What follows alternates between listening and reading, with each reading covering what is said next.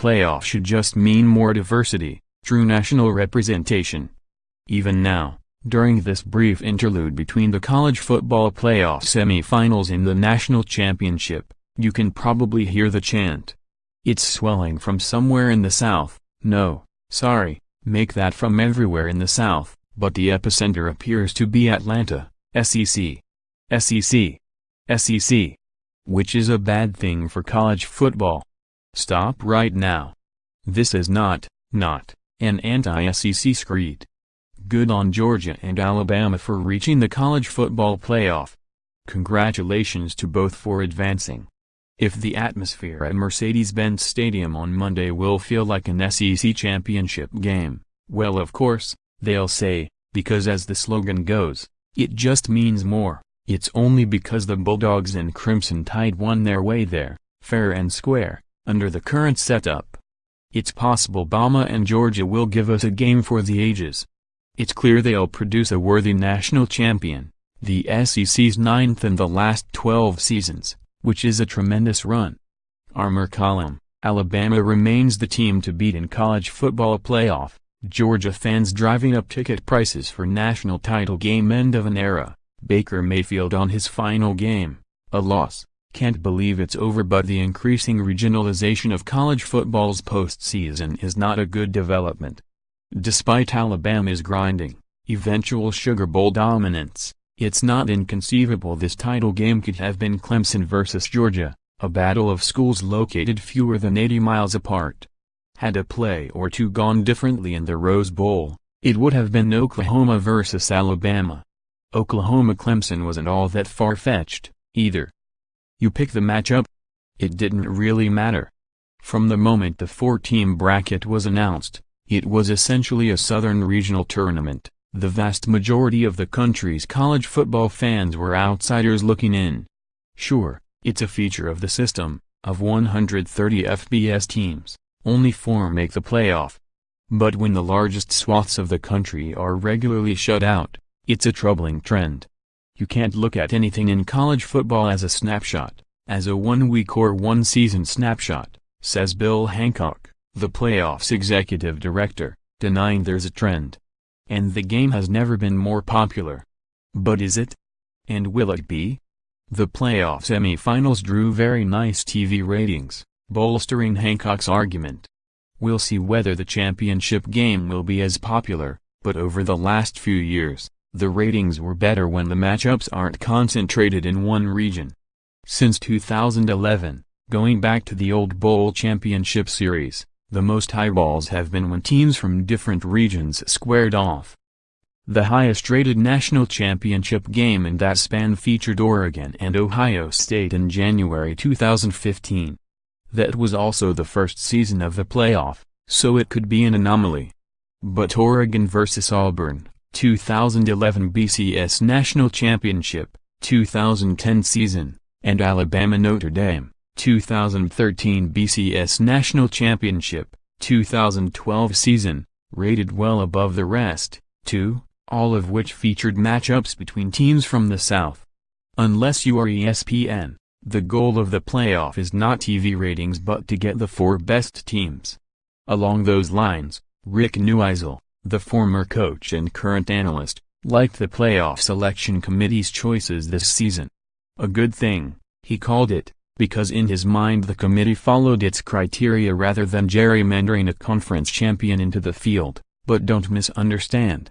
It's a bad thing in the long term, Neuheisel continues, and his point is this: the selection criterion needs to change. What is best exactly? Short answer, whatever each committee member thinks it is. It can change from year to year, or week to week. No conspiracy theories here, and no claims of intentional bias. Probably no one watches more football than the committee members, or tries harder to separate perception from performance. But in a short season with very few good comparison points, objective measurements, like winning a conference championship, should mean much more than an intangible eye test. It's in part why Neuheisel advocates for playoff expansion, never mind going to 8 teams, he'd like 12.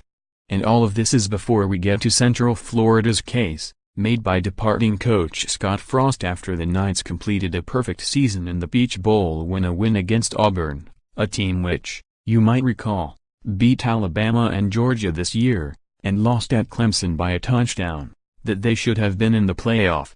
Failing that, UCF athletic director Danny White claimed the national championship. UCF's regular season schedule is reason why, as cool and defiant as that was, it was semi-silly.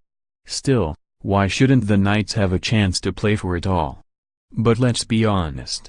If the playoff is ever expanded, it won't be about providing opportunity for the group of five.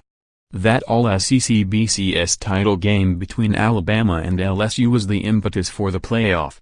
But Alabama-Georgia hasn't generated the same, concern.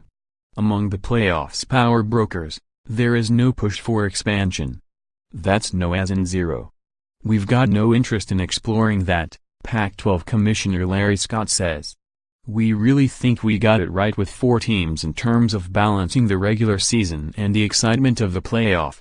Scott's sentiments are shared by the other Power 5 commissioners, the guys with voting power, so 8 isn't happening anytime soon. But when it comes to how they arrive at the 4-team field, count Scott as someone who wanted otherwise. When the playoffs management committee, the 11 FBS commissioners plus Notre Dame's athletic director, devised the system, Scott wanted to make a conference championship a requirement for inclusion. I believed that would have been the ideal system, Scott says. You should have to win something to qualify for it, number 1.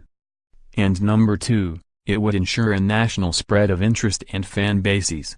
It was in the long-term best interest of college football. But that wasn't the will of the group. Scott isn't suggesting the Pac-12 should have been in the playoff this season. The league's 1-8 record in bowls was an accurate reflection of a down year. And he says he's not concerned about the specific makeup of this year's 4-team field, or that the result is an all-SEC affair. But that terrible bowl record included Pac-12 champion USC's loss to Big Ten champ Ohio State, which might have made some noise in the playoff. Yeah, we know the Buckeyes lost by 31 points at Iowa, and lost by 2 touchdowns at home to Oklahoma. We also watched Alabama, in the Sugar Bowl semi-final against Clemson, give a performance that was significantly better than the Tide had showed during the regular season. Baum approved the selection committee right, at least if the goal was to say, could this team win it all? But the committee's charge, to get the best teams, is wrong. Ohio State should not have made the playoff last season, when it didn't win the Big Ten East. Penn State, the Big Ten champion, should have been in the field instead. And as good as Alabama is, the Tide shouldn't have been in this year. That isn't to say Bama won't win the whole thing again, which would be the Tide's 5th since 2009. But you ought to have to win your way into the playoff. It should be about what you actually did, not what the committee thinks you might do. According to the selection protocol, when comparing similar teams, winning a conference championship is supposed to be a tiebreaker. But winning a conference championship ought to be a prerequisite, not winning one should be a deal breaker. The selection criteria is set, though. I don't think it's something that's going to be reopened, Scott says. But if one of the desired features of the playoff is, as Scott puts it, true national representation, maybe it should be reviewed. During that 12-year span we referenced earlier, Ohio State's victory against Oregon after the 2014 season was the only national title won by a team from outside the South. ACC powers Clemson and Florida State won the others. The easy argument is, play better. But those bowl records, while overcooked in terms of analysis, also suggest that perhaps those teams from other regions are, in fact, playing better football than perhaps they're sometimes credited with, while other leagues aren't exactly the slaughterhouses we're conditioned to expect. See Big Ten, 7-1, SEC, 4-5. It's also worth noting that the Big Ten, Big 12 and Pac-12, which have all been left out of the playoff in the first 4 seasons, play 9-game conference schedules. The ACC and SEC, you might remember, play 8. That's each league's choice, and they have different reasons for their different formats. But it's also why subjective comparisons are difficult and sometimes impossible, and why using objective measurements should be preferable whenever possible. In my mind, what is better for football is more deserving teams, Neueisel says. You ought to have to win, and you can't just sit there and say this team is that much better.